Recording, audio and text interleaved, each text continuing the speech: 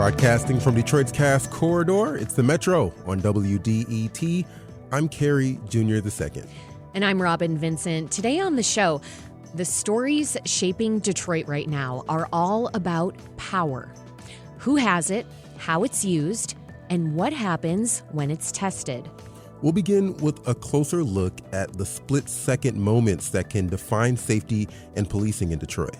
Then, in Metro Detroit's suburbs, a city council member running for mayor could make history as Madison Heights' first black mayor.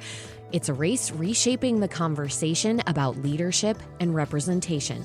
Later, we'll explore how online reviews strongly influence what we buy, where we go, and how we decide what's worth our trust. And finally, writer Fran Lebowitz on criticism, confidence, and the value of saying exactly what you mean. From the streets to digital spaces, and from public power to personal judgment, this is the Metro.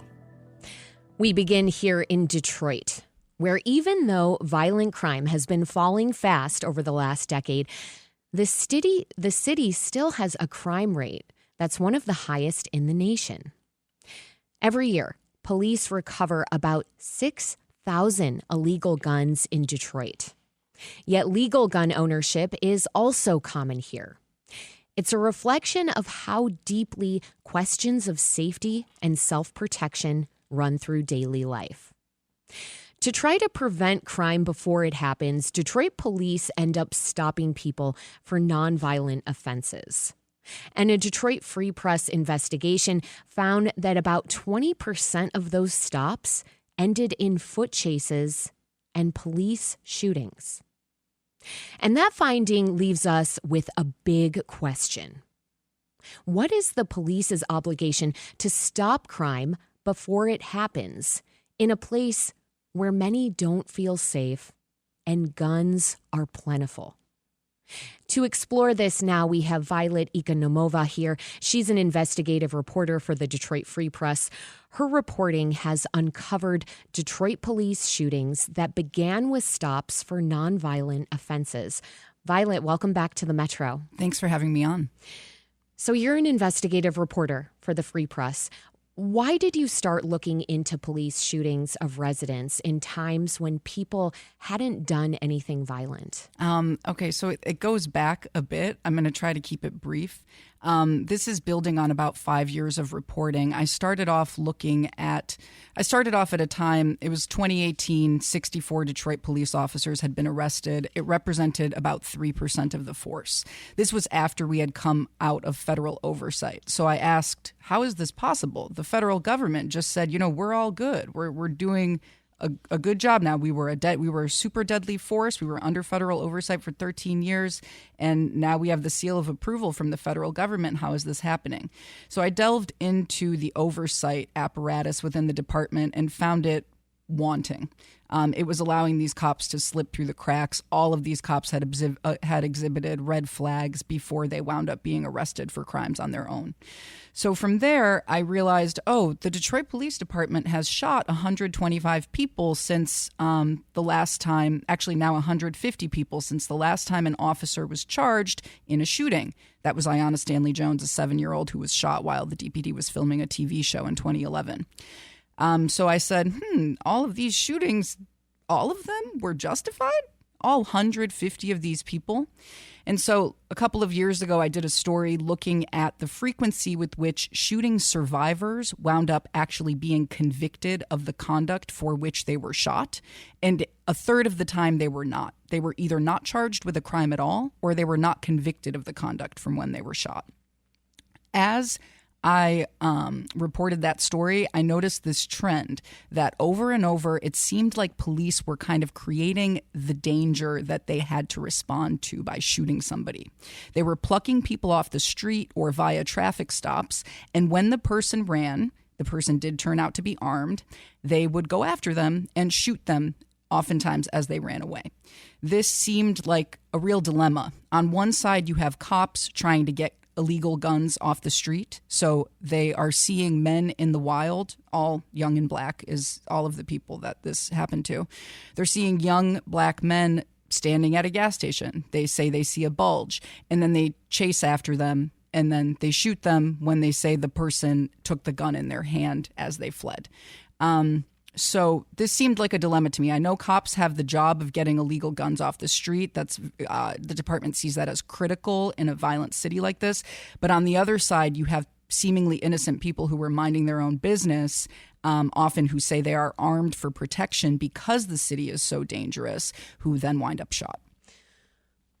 Wow, Violet, 5 years of reporting, and it has culminated with some of your recent work. And you spotlighted one of those people, Walter Peete.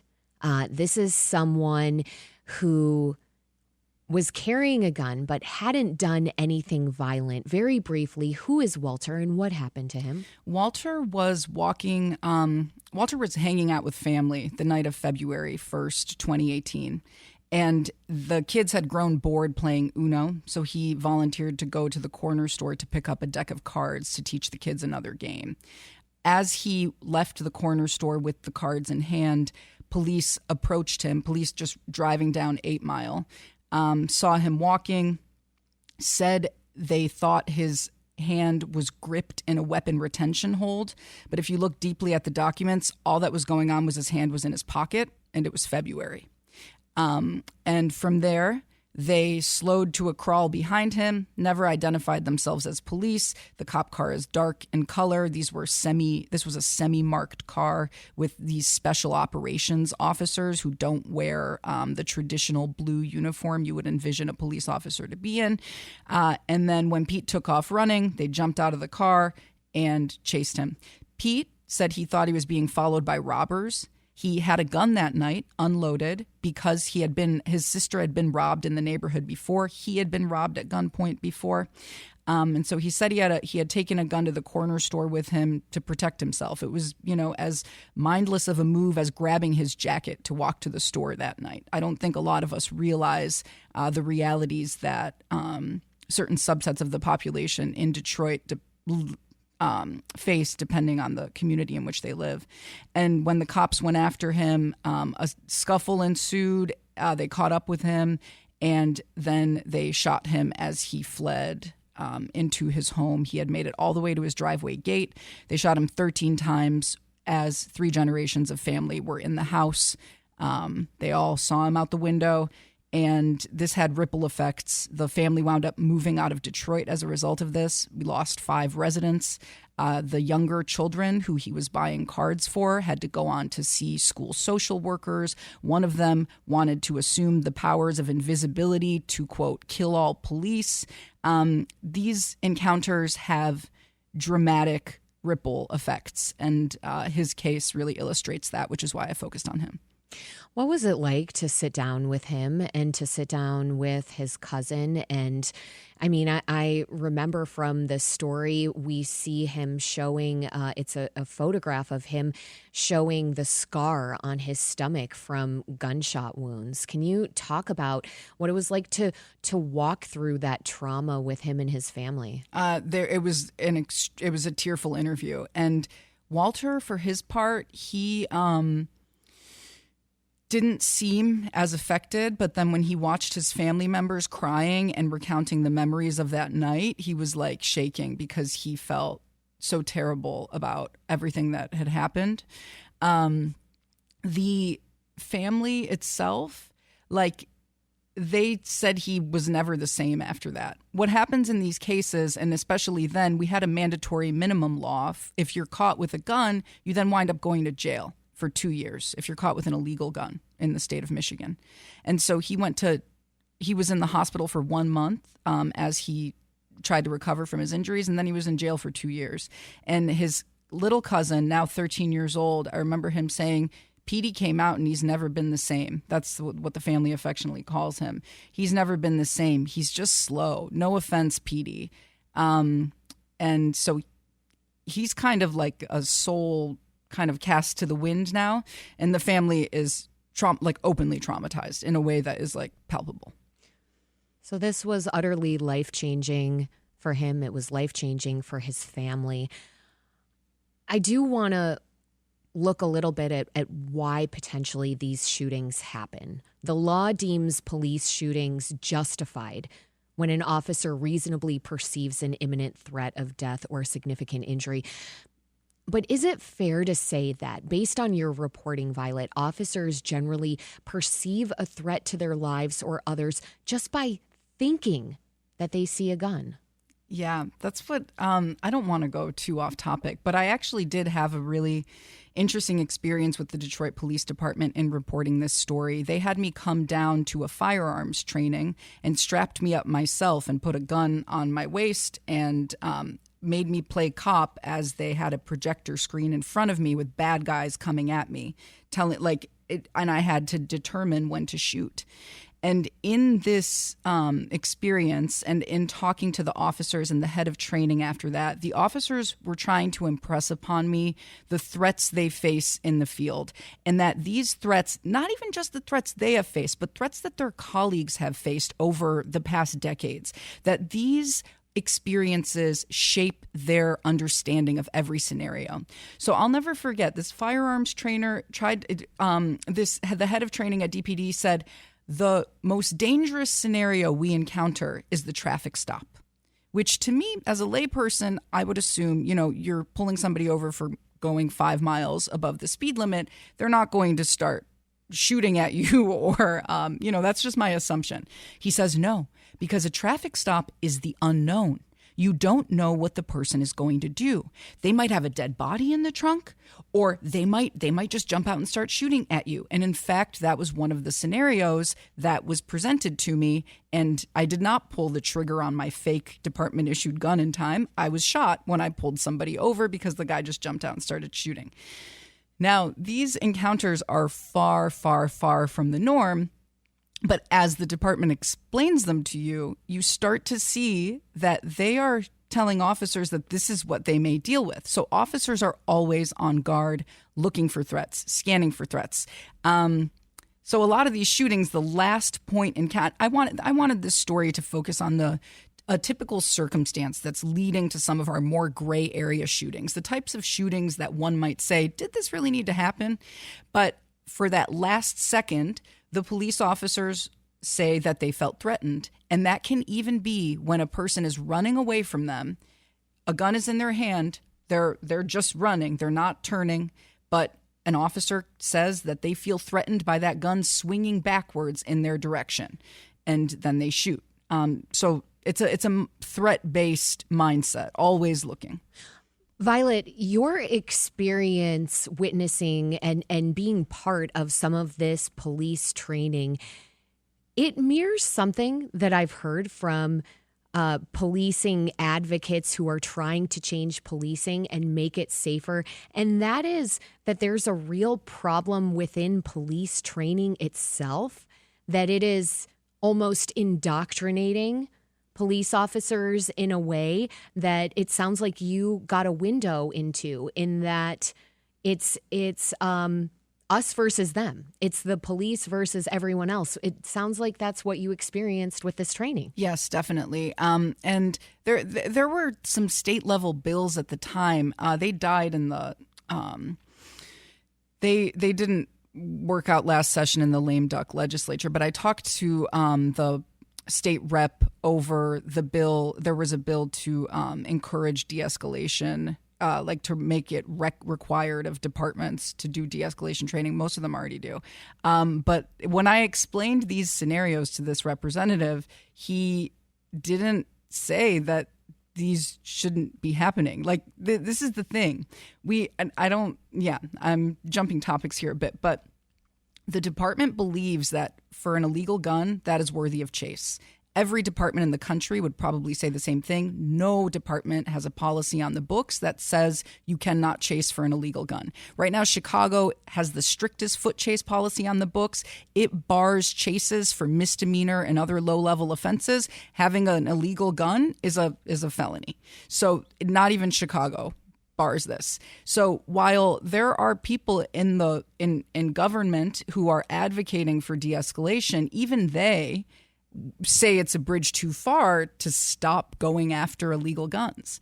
And the argument being on the other side of this, I talked to the head of the Michigan Association of Police Chiefs about this, is that if you let people think that they can have illegal guns and all they need to do is run away from you with them, then if the city of Detroit instates a policy, we're not chasing people for illegal guns, that's basically a sign, according to this head of chief of police, that illegal gun carrying is welcome in the city of Detroit.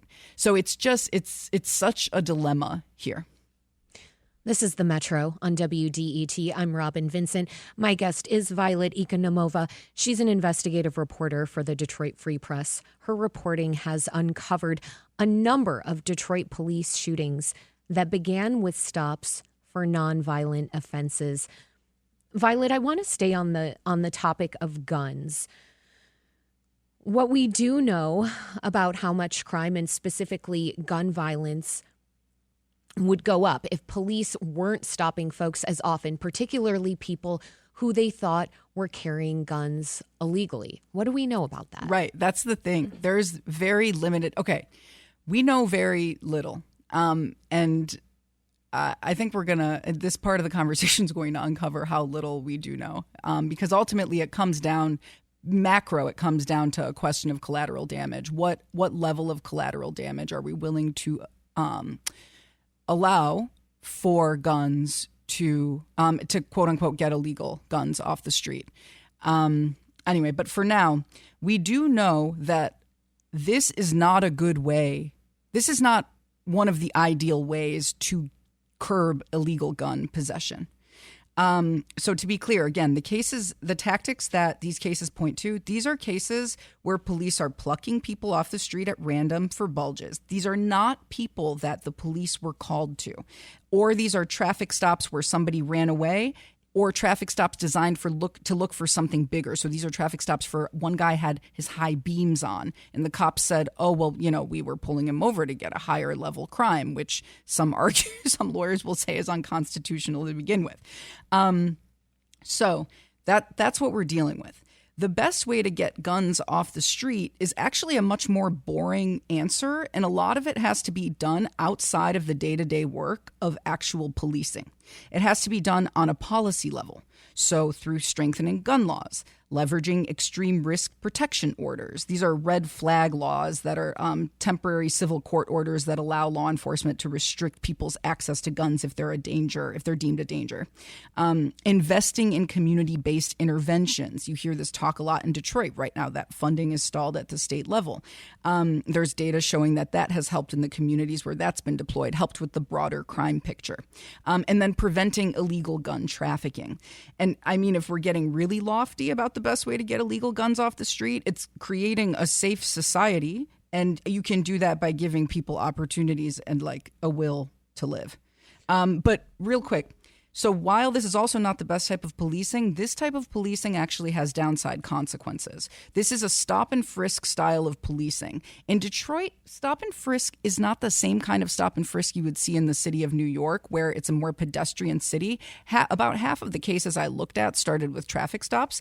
But defense attorneys in the city of Detroit will tell you there is a stop and frisk issue going on, and it includes vehicles. So these pretext stops, like the guy with the high beams I mentioned. Now, the downsides of this policing are well documented. This type of policing disproportionately affects younger black men. It has drawn accusations of bias. So it can lead to a loss of trust within the very communities whose cooperation the police need to solve crimes when something really serious happens. So you can start to see how that loss of trust further erodes public safety, thus leading to maybe more bad guys with guns on the street. Okay, so again, you're painting this picture of a dilemma here. I want to note something that you pointed out in the story, which is that most of these incidents that you've looked at happened under Police Chief James Craig's time leading the department, not the more recent tenures of James White and now Todd Bettison.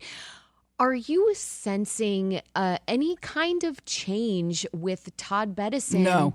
I realize he did not respond to any of your requests for comment, but I do want to say that he's someone who's been very focused on community policing. And so there's the hope that maybe he was going to take a departure from someone like former police chief James Craig. You know what? Actually, maybe big picture, we saw a massive decline in crime last year in the city of Detroit under former James White's tenure.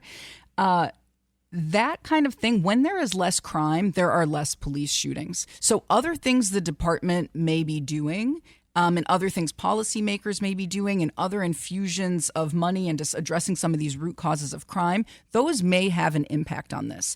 But on this particular question of the use of these tactics, it is a regular occurrence. We're averaging about 2 of these types of shootings a year in the city of Detroit. And literally the same week my story published that Todd Bedison did not give comment for, he stood up 8 officers, eight of the department, some top brass, the media person, a bunch of officers were standing in a line because at a news conference because another cop had done this the week that this article came out. And under White's tenure, this happened in January. Under Bedison's tenure, this happened in January. He was the police chief then. This stuff doesn't change until the training changes. And at the news conference when this occurred, the same week of the story, the line from the department was, "It's a really unfortunate situation. He shouldn't have had a gun and run." So it's like, I don't see any reckoning with the issue that I've pointed out. I have no evidence of a reckoning. Well, the first step to trying to address this issue is shining a light on it. So thank you for doing that. Violet Ikonomova is an investigative reporter for the Detroit Free Press.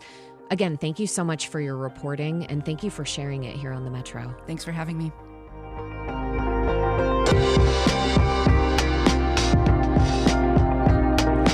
Coming up, Madison Heights will soon have a new mayor.